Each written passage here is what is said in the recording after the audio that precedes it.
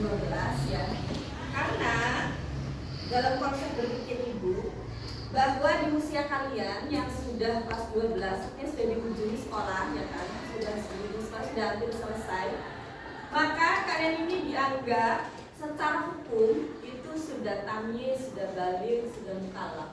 Kalau sekiranya kalian ini nanti setelah lulus madrasah aliyah, kemudian Allah itu ternyata menggariskan kalian ketemu jodoh lebih cepat, setidaknya bab materi atau hukum-hukum yang berkaitan dengan pernikahan ini sudah tersampaikan. Sebelum ibu menyampaikan materi munakahat, saya absen dulu ya.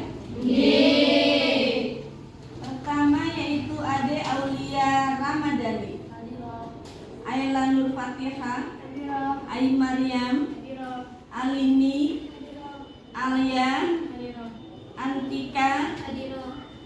Materi tentang munakahat ini sebenarnya adalah bab yang sangat menarik karena kalian tuh ya sudah baligh, sudah tamyiz, sudah juga mukallaf, dan ini anggap saja sebagai pembekalan lah ya sebelum kalian nanti menikah. Kemudian begini, dalam materi munakahat itu tentu yang akan dibicarakan adalah tentang hukum. Pertama, hukum menikah itu apa sih? Dan yang kedua itu tentu saja syarat dan hukum nikah. Nah itu yang akan nanti ibu sampaikan pada pertemuan kali ini.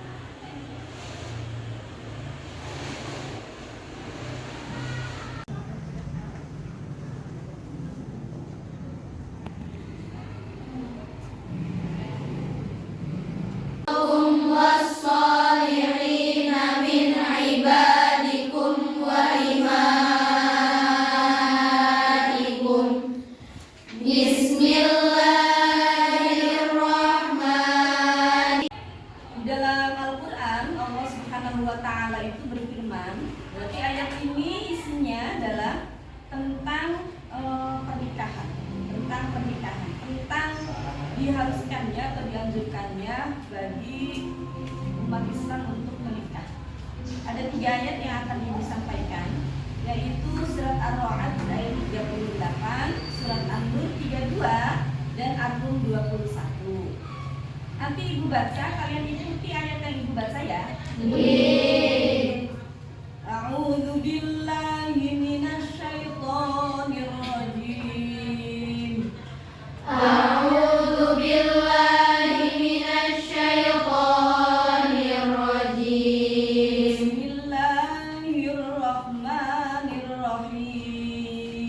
Bismillahirrahmanirrahim. Walaqad arsalna rusulan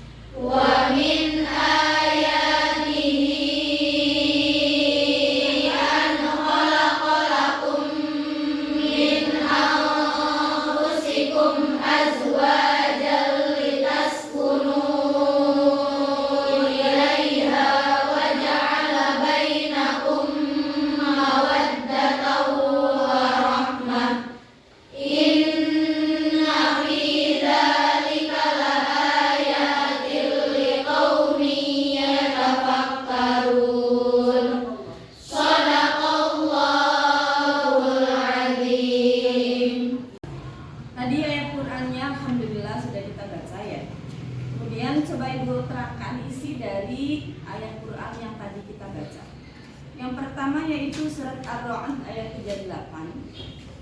Bismillahirrahmanirrahim. Walaqad arsalna rusulan min qablika wa ja'alna lahum azwajan wa dzurriyyah. Kalau diartikan, dan sungguh kami telah mengutus beberapa rasul sebelum engkau Nabi Muhammad, dan kami berikan kepada mereka istri-istri dan keturunan. Makna dari ayat ini adalah bahwa Allah Subhanahu wa Ta'ala itu memberikan hukum menikah atau anjuran menikah kepada Nabi Muhammad dan umatnya ternyata jauh sebelum ada Nabi dan Rasul Nabi Muhammad diangkat.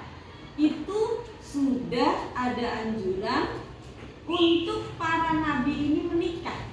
Berarti nabi-nabi sebelum Nabi Muhammad pun sebenarnya menikah, sesuai dengan ayat yang tadi kita baca bersama. Dan sungguh kami telah mengutus beberapa rasul sebelum engkau Muhammad, dan kami berikan kepada mereka istri-istri dan keturunan. Tuh. Lalu dalam ayat yang kedua, wa ankihul ayyama minkum wasolihina min ibadikum wa imaikum. Dan nikahkanlah orang-orang yang masih membujang di antara kamu dan juga orang-orang yang layak menikah dari hamba-hamba sahayamu yang laki-laki dan perempuan. Ini artinya bahwa ayat ini nih menjelaskan Allah itu memerintahkan, memberikan hukum kepada kita untuk menikah. Untuk menikah. Anjuran kepada kita nih sebagai hamba Allah itu menikah. Dan nikahkanlah orang-orang yang masih membujang di antara kamu. Karenanya hendaknya kita tentu harusnya mengikuti ajaran yang sudah Allah tetapkan, yaitu menikah. Kalian kapan nikahnya? Mau cepat nikahnya? Enggak. Kuliah dulu ya? Belajar dulu. Oke. Lalu lanjut ke ayat yang ketiga, yaitu surat Ar-Rum ayat 21. Ya. Wa min ayatihi an khalaqalakum min anfusikum azwajan litaskunu ilaiha wa ja'ala bainakum mawaddatan wa rahmah inna fi dzalika laayatin liqaumin yatafakkarun. Kata Allah, adalah tanda-tanda kebesarannya Allah. Dan di antara tanda-tanda kebesarannya ialah Dia menciptakan pasangan-pasangan untukmu dari jenismu sendiri. Maka ayat ini menyiratkan sesungguhnya kalian semua nih, Bamba, Maza Putri, siswi-siswi kelas 12 IPS, sesungguhnya Allah itu sudah menggariskan siapa jodohmu nanti. Sudah ada di sana. Karena kata Allah, dengan kebesarannya Allah itu menciptakan pasangan-pasangan untukmu dari jenismu sendiri.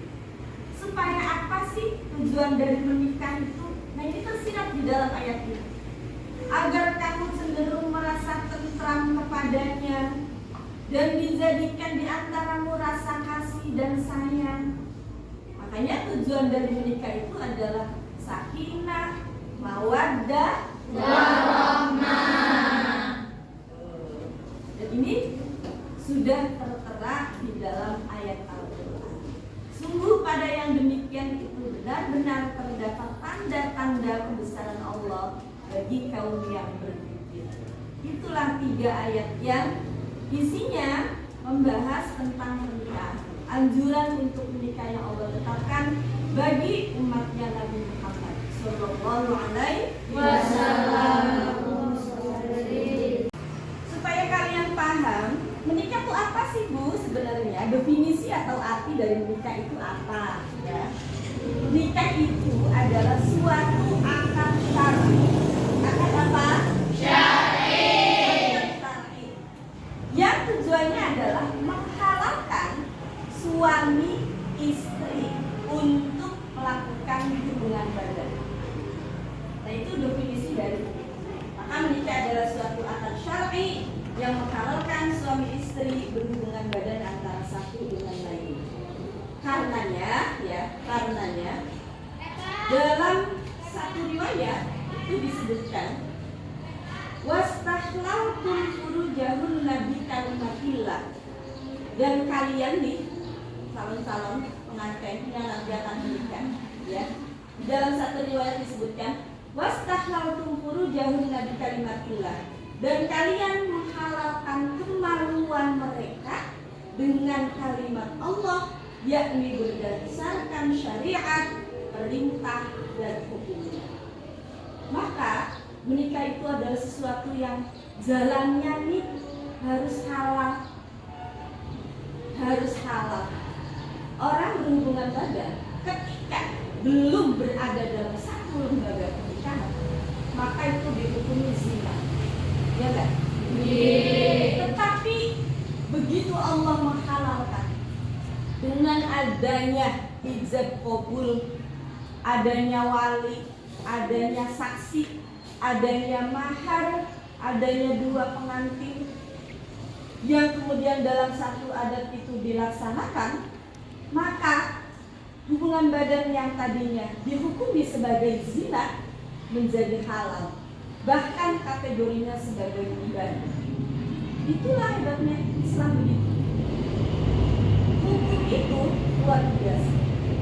Makanya wastahlaltum furujahunna bi kalimatillah, menghalalkannya itu dengan kalimat Allah, dengan kalimat Allah, dengan cara akad, ijab qabul, terpenuhinya syarat-syarat rukun-rukun nikah, adanya wali, adanya saksi, adanya mahar, adanya ijab, adanya qabul.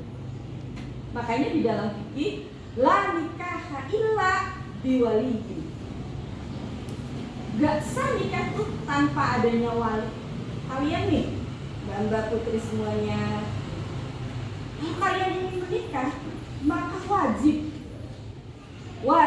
adanya wali, karena tidak akan sah.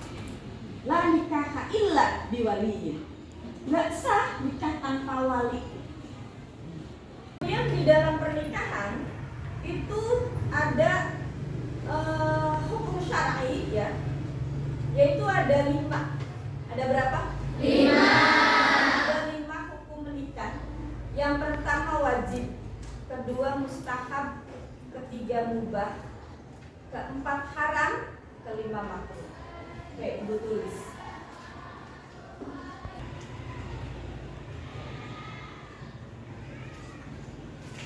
Hukum nikah ada berapa tadi? 5. Yang pertama wajib. Yang kedua mustahab. Ya.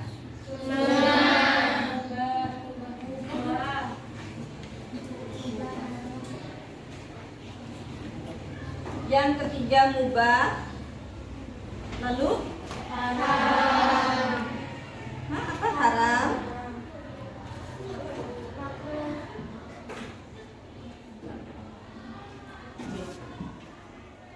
Ini 5 hukum dalam fikih. Hukum pernikahan itu ada 5.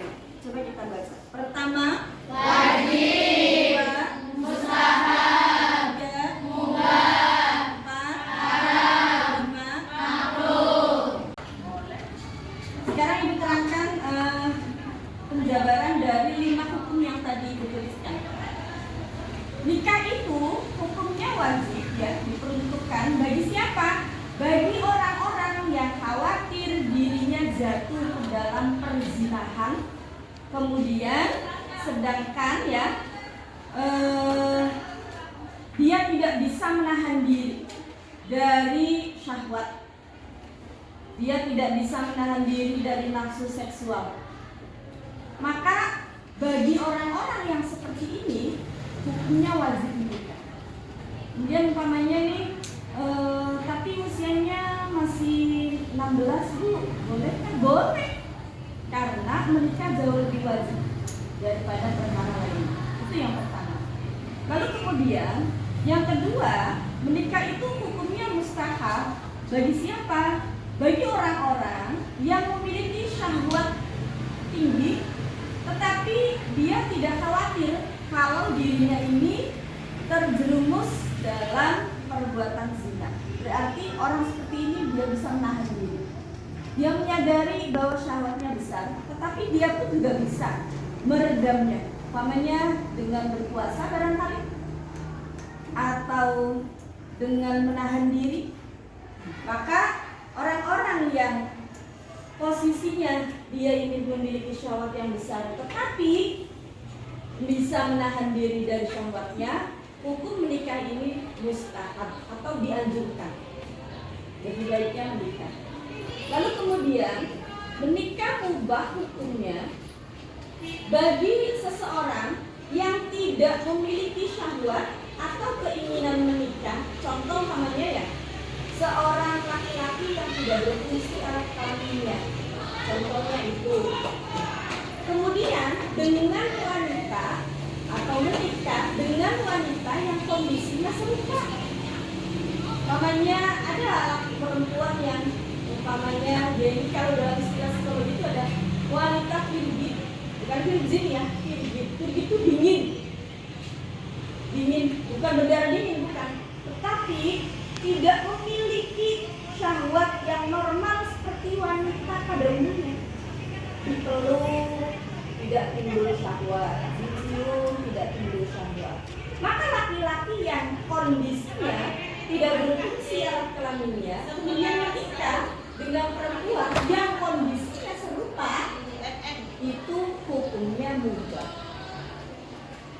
Lalu yang berikutnya, menikah makruh hukumnya bagi contohnya laki-laki yang tidak berfungsi alat kelaminnya, atau umpamanya ya, seorang kakek-kakek yang sudah umurnya sangat sepuh, 90 umpamanya, menikah dengan seorang gadis usia 17 tahun, di mana syahwatnya ini normal, dalam kondisi yang normal gitu loh.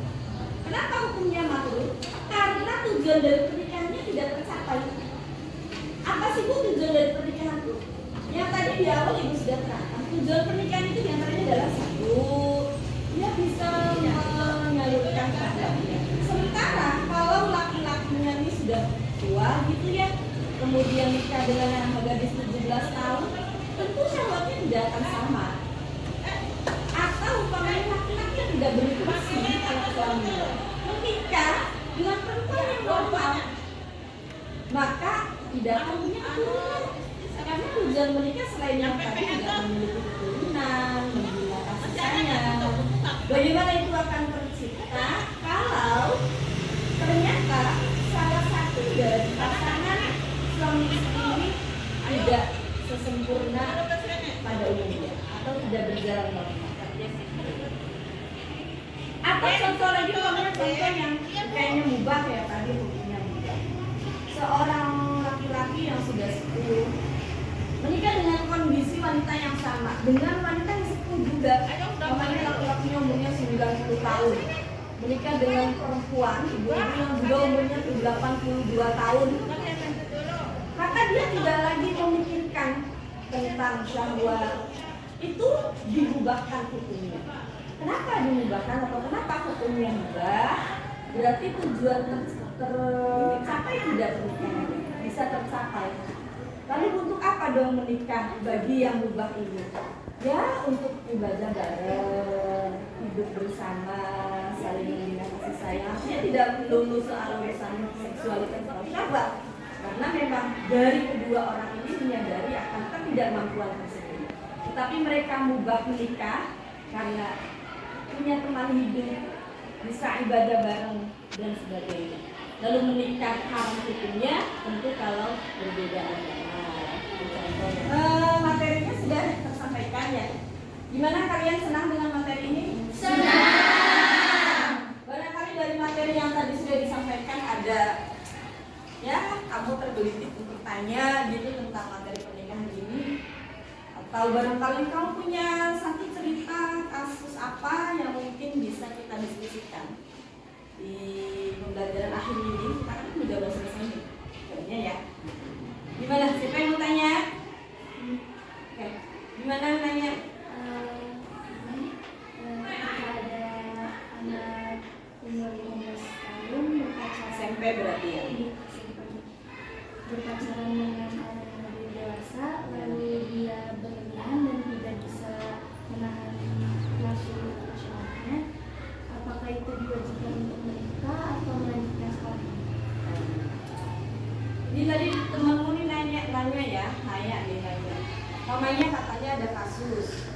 ada seorang anak SMP lah katakan begitu. Kemudian dia nih sudah berhubungan dengan cowok lain atau berpacaran tapi berlebihan kadar syahwatnya, sehingga si anak ini maksudnya tidak bisa menahan diri dari syahwatnya. Setiap ketemu pengennya bermesra-mesra. Apakah kategori anak yang seperti ini tuh wajib menikah atau melanjutkan sekolah maksudnya? Oke, itu pertanyaan bagus. Yang kedua, ya, gimana?